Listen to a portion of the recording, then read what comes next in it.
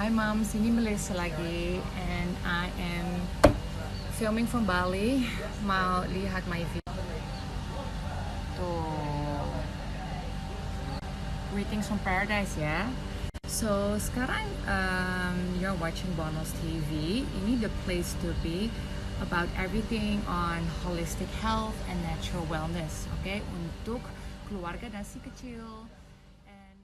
Tahun tamu pertama sebagai seorang ibu pasti ada banyak tantangan, challenges kan, and itu sangat normal and just part of motherhood, and we just got to enjoy this new journey, right?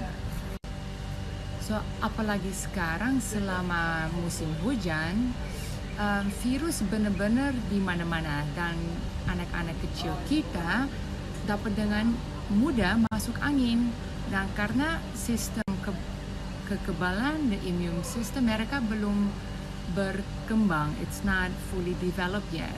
Jadi episode hari ini adalah the most common illness in the first year of your baby, itu adalah batuk dan pilek.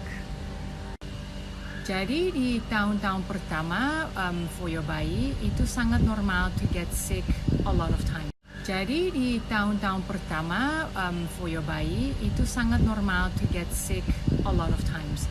Itu buat bikin sistem imun lebih kuat juga, buat to make it stronger the immune system. So it's actually a good thing juga. Tapi I know it can be a little bit susah-susah juga to take care of a child who is sick. So I want to explain. Pilek itu adalah hasil dari infeksi virus.